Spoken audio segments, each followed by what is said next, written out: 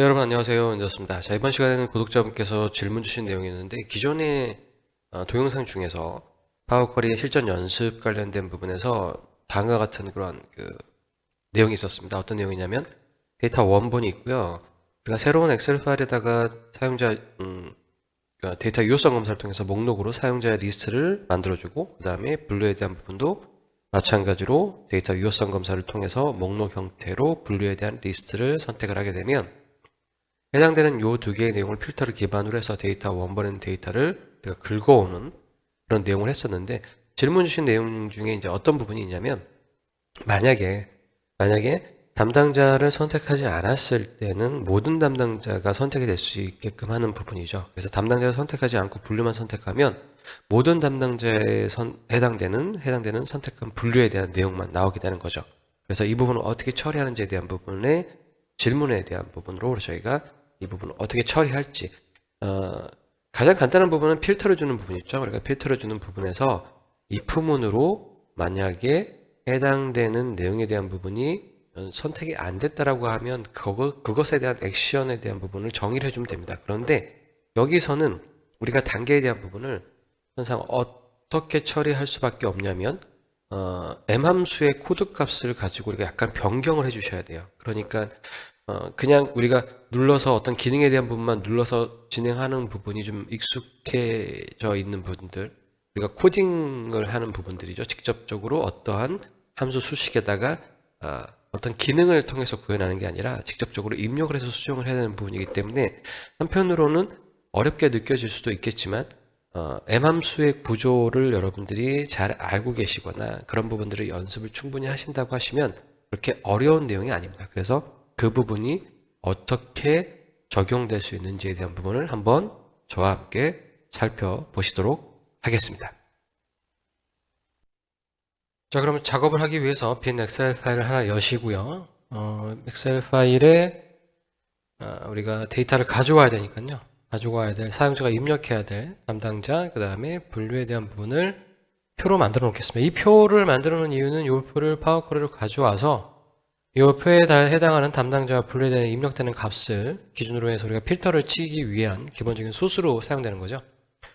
해당되는 부분에서 우리가 다른 필터를 사용해서 표 기능에 대한 부분을 활성화를 할 게 아니기 때문에 표 디자인해 보시면 필터 단추에 대한 부분을 체크 해제해 주시고요. 그 다음에 가운데 정렬을 선택해 주셔서 대략적으로 모양을 맞춰 주시면 될 것 같습니다. 여기다가 이제 사용자가 이제 선택할 수 있는 데이터 유효성 검사를 통해서 원본에 있는 데이터에서의 담당자를 중복을 제거해서 리스트를 만들어내야 되겠죠.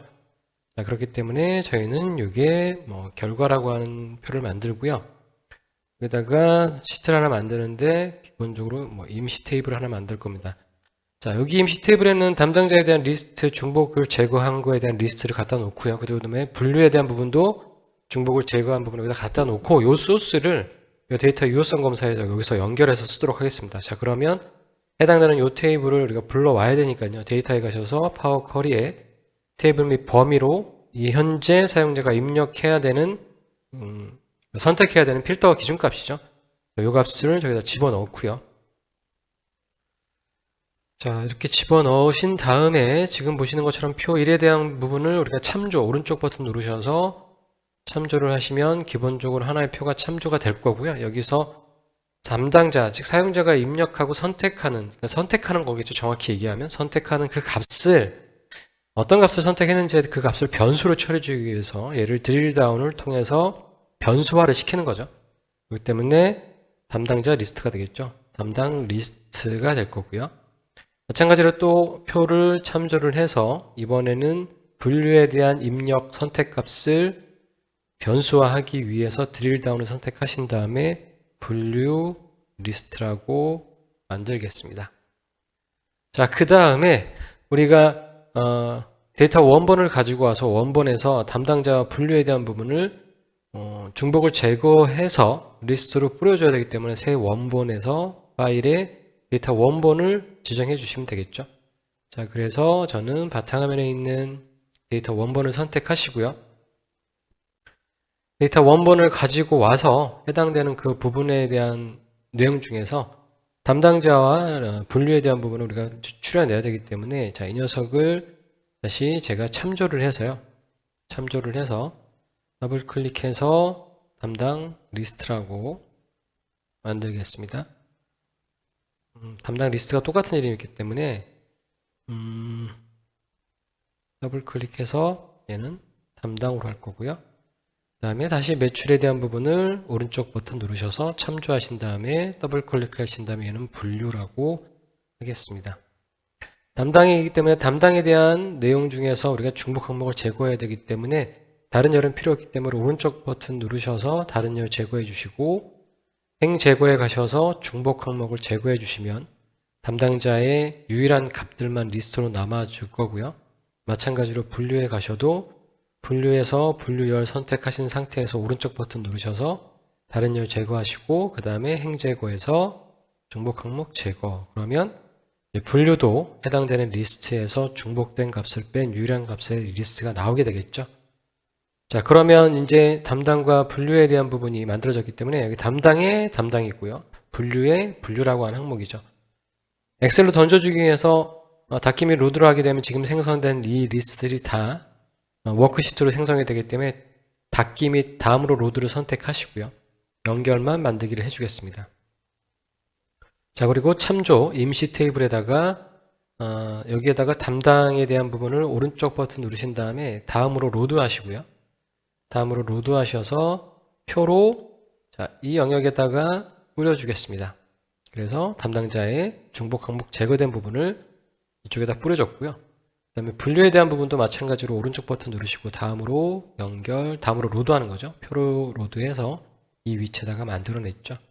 자, 그러면 저희는 이제 이 걸러진 데이터 원본으로부터 중복을 제거한 이 녀석들을 여기에다가 기능으로 표시해 줘야 되겠죠. 그래서 데이터에 가보시면 데이터 유효성 검사 선택하시고 목록으로 뿌려주는데 해당되는 이 이름이 그냥 이름값이 아니라 이름 범위가 아니라 표로 다시 한번 표의 범위로 만들어지는 거잖아요. 자, 지금 보시면은 여기 보시는 것처럼 이 범위는 어떤 범위냐면 표로 담당이라고 하는 또 영역으로 만들어지는 거기 때문에 지금 보시는 것처럼 여기에서 데이터 유효성 검사를 통해서 목록으로 만들어줄 때 얘가 범위 값이 아니라 다시 또 표로서 다시 또 범위를 갖게 되는 거니까 간접적인 거죠. 그래서 indirect라고 하는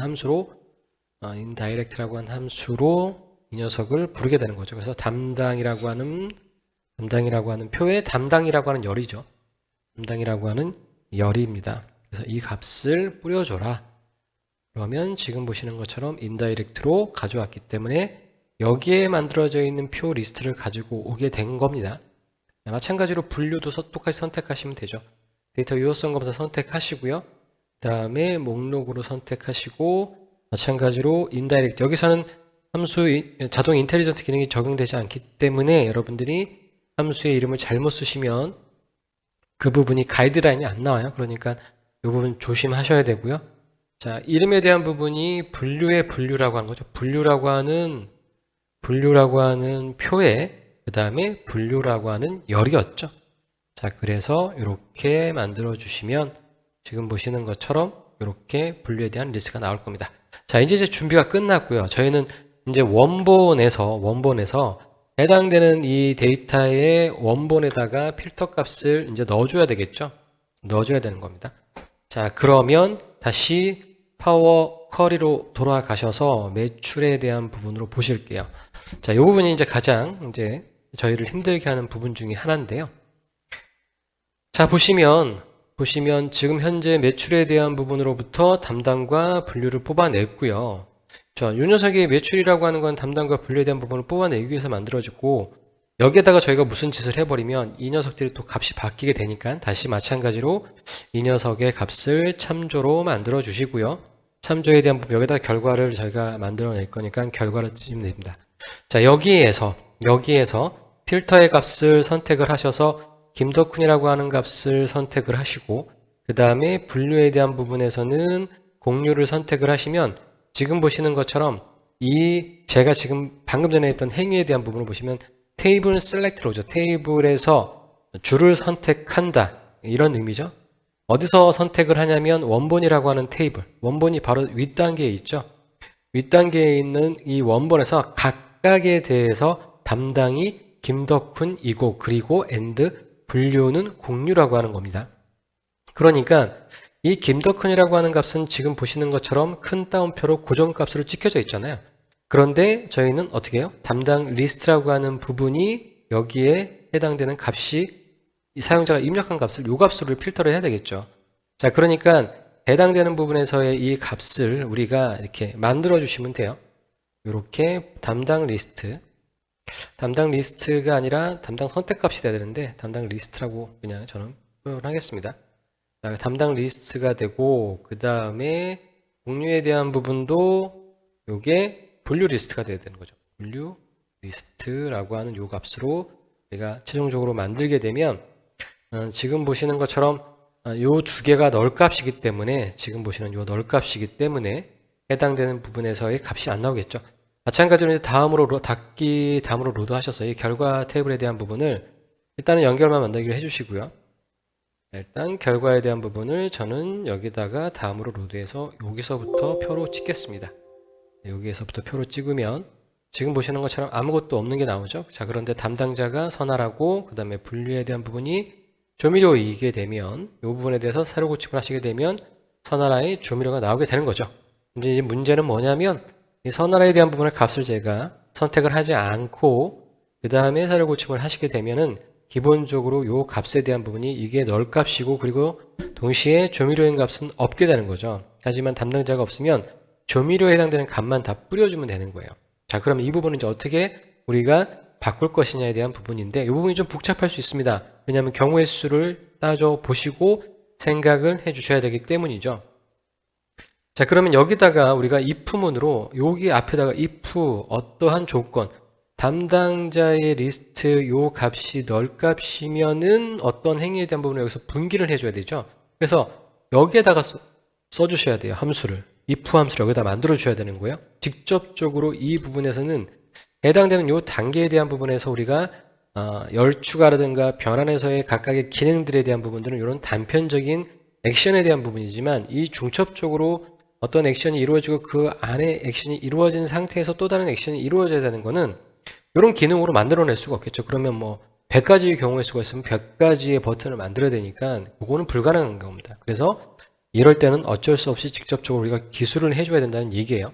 자, 그래서 이 부분을 우리가 한번 간단하게 보시도록 하겠습니다. 보기에 가셔서 고급 편집기를 보시면 실제적으로 제가 M함수의 구조에 대한 부분에서 말씀을 드렸던 적이 있어요. 그 부분을 강좌를 여러분들이 좀 참고를 해주시면 훨씬 더 이해하시는데 편리하실 것 같고 제가 이 부분에서 굳이 이 문법적인 내용에 대한 부분들은 말씀을 안 드릴게요. 동영상이 있으니까 해당 동영상을 여러분 참고를 해주시고 자, 보시는 것처럼 원본이라고 하는 자, 이거 보시는 것처럼 원본이라고 하는 것은 매출 원이라고 하는 쿼리를 가지고 와라.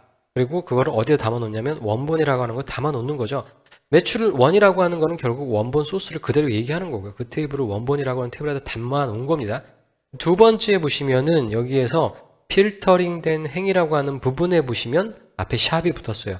왜 샵이 붙었냐면 필터링 된 행이라고 하는 요 안에 내용을 보시면 단계의 이름인데 여기에 이제 스페이스바가 들어가 있잖아요. 그러니까 띄어쓰기가 돼 있거나 숫자로 시작되거나 이렇게 되면 우리가 기본적으로 엑셀에서의 이름을 명명하는 규칙상에서 숫자로 시작되거나 기본적으로 스페이스바 즉 공백이 있을 수 없다. 뭐 표 이름을 만들 때도 그렇고 범위 이름을 만들 때도 기본적인 원칙이잖아요.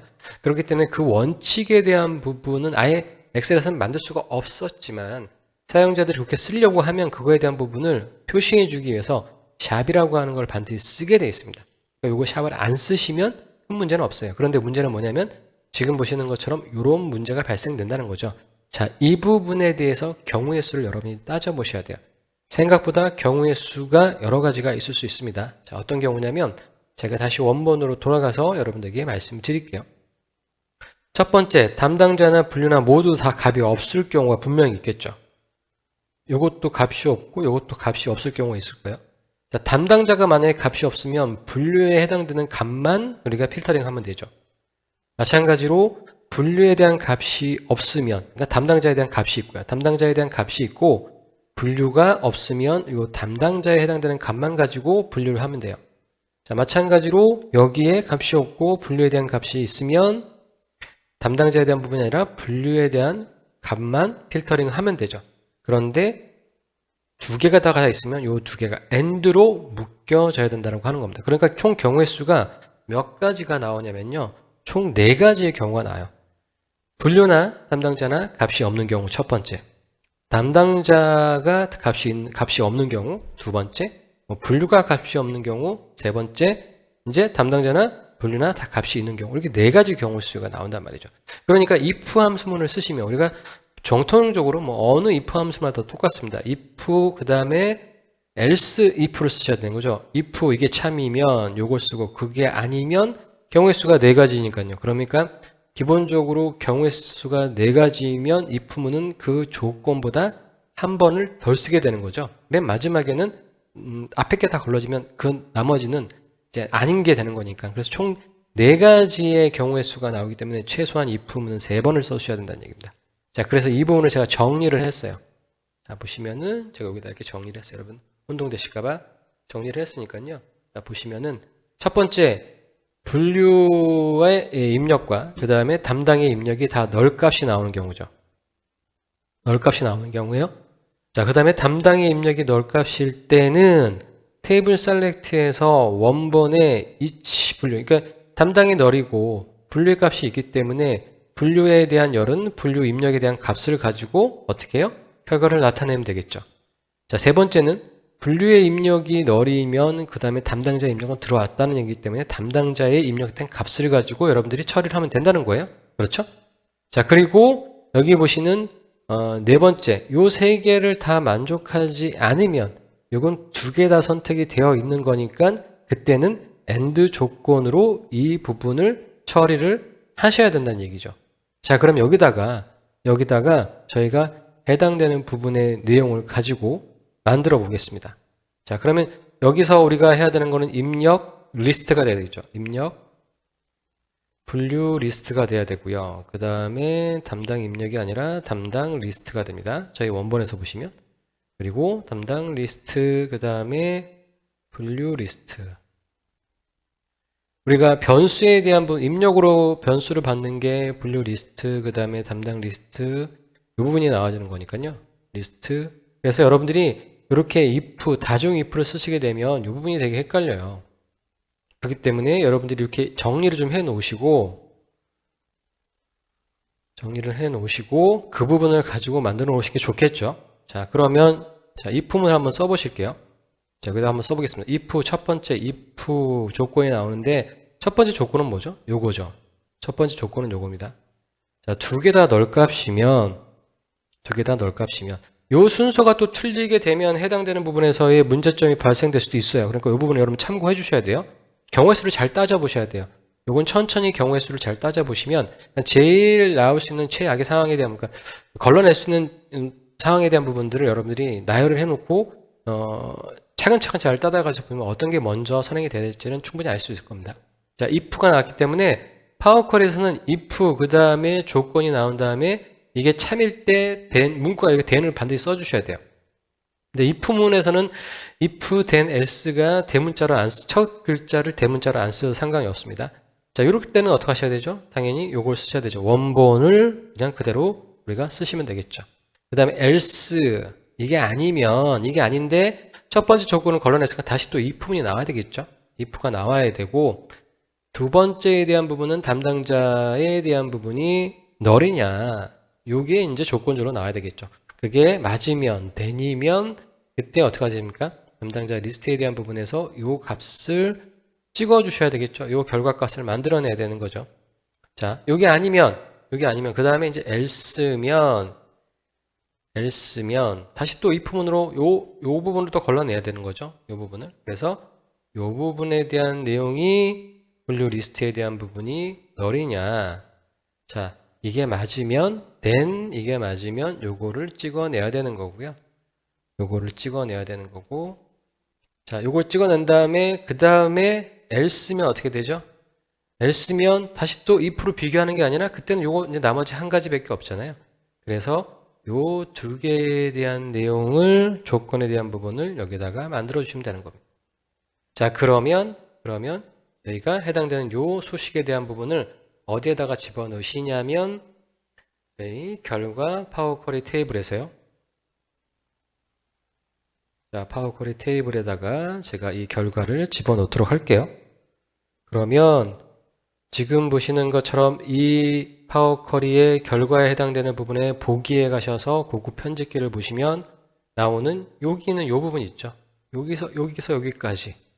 여기서 여기까지의 결과의 식에 대한 부분을 아까 제가 메모장에서 보셨던 그 수식으로 대치를 해주시면 돼요. 그래서 그걸 그대로 복사를 해서 복사를 하신 다음에 자 여기에다가 붙여넣겠습니다. 자, 그러면 한 줄로 쭉 붙여놔졌죠. 요거를 여러분들이 여기서 작성하시려고 하시면 되게 힘들거든요. 복잡하기도 하고 가독성이 좋지 않습니다. 그러니까 이렇게 해서 완료를 하시면 해당되는 부분에 내용이 제대로 지금 뭔가 좀 나왔는데 이걸 이제 확인해 봐야 되겠죠. 기본적으로 여기까지 하시고 닫기및 로드 해당되는 부분에서의 큰 변동 사항이 없기 때문에 수식 내용만 바뀌었기 때문에요. 자, 여기서 해당되는 내용 나왔고요. 그러면 한번 보실게요. 자, 요거 지우고 요거 지워서 델키로 눌러서 지워서 보시면은 아무것도 없죠. 아무것도 없으면 모든 데이터가 다 나와야 되죠. 그래서 데이터에 가셔서 모두 새로 고침하시면 데이터 다 나온 거 확인됐고요. 자, 만약에 예를 들어 담당자는 없고요. 그 다음에 분류만 공유로 나와 있으면 그러면 어떻게 되면 공유에 대한 내용만 나와야 되겠죠. 자, 공유에 대한 내용만 나왔습니다. 자, 요거 다시 지우고요. 그 다음에 담당자에 대한 부분을 김소미를 선택하고 그 다음에 모두 새로 고침을 하시면 자, 김소미에 대한 부분만 다 나왔고요. 그 다음에 이제 김소미에 대한 부분에 대해서 유제품만 선택을 한번 해보겠습니다. 그래서 모두 새로 고침하시면 김소미의 유제품에 대한 제품 리스트만 다 나오게 된 거 확인되었을 겁니다. 자, 요렇게 해서 우리가 기존의 동영상에서는 해당되는 부분에서의 값이 없을 때 그 값을 어떻게 처리해야 될지에 대한 리스트에 대한 부분 내용이 나오지 않았는데 그 부분에 대해서는 지금 보시는 것처럼 이렇게 전체 수식 그 단계에 수식의 if 함수문의 수식을 주셔서 해당되는 부분을 걸러낼 수밖에 없다. 이 방법 말고는 다른 방법이 없습니다. 왜냐하면 기본적으로 필터의 조건에 대한 부분이 if의 조건에 따라서 다양하게 조건을 분기해야 되기 때문에 처음에 if문 쓰시는 거 어려울 수 있어요. 어려울 수 있기 때문에 뭐 엑셀 함수에서도 if문 쓰시는 거 조건이 많으면 상당히 복잡해지는 건 여러분 당연한 얘기겠죠. 그래서 해당되는 이 부분의 내용을 여러분이 잘 기억을 해주셨으면 좋겠습니다. 다시 한번 정리하면 블루 리스트가 두 개가 널이면 두 개 AND로 묶였습니다. 이것도 널이고 여기도 널이면 데이터 원본을 그대로 표시해야 되는 거고 둘 중에 하나만 널이 됐을 때는 반대 값에 대한 부분만 필터로 잡아내면 되고요. 그 나머지 값, 요 세 개의 경우를 벗어나면 두 개의 값이 다 들어왔다는 거기 때문에 그럴 때는 요 두 개의 조건을 AND 조건으로 묶어낸다라고 하는 부분입니다. 그렇기 때문에 아울러서 이렇게 하시면 손이 좀 많이 가죠. 손이 많이 갑니다. 지금 보시는 것처럼 이렇게 해놓고 요 원본 데이터를 기반으로 해서 우리가 피벗 차트나 뭐 이런 걸 만들게 되면 이 조건에 따라서 피벗 차트나 피벗 테이블의 데이터 원본 소스가 바뀌기 때문에 조금 더 유연하게 데이터를 보시면서 뭐 연동되는 대시보드를 만들 수 있죠. 엑셀에서 구현할 수 있는. 하지만 이 방법은 MS 쿼리를 쓰시는 것보다는 조금 더 손이 많이 갈 수도 있다. 그래서 여러분 상황에 맞게끔 여러분들이 MS 쿼리를 통해서 하시는 게 더 편하신지 파워 쿼리를 통해서 하시는 게 편하실지에 대한 부분들은 좀 판단을 좀 해보시고 해당되는 내용으로 적용을 하시면 좋을 것 같습니다. 자, 이렇게 해서 저는 해당되는 부분 내용 정리 드리고요. 저는 또 다음 시간에 여러분들 찾아뵙도록 하겠습니다. 감사합니다.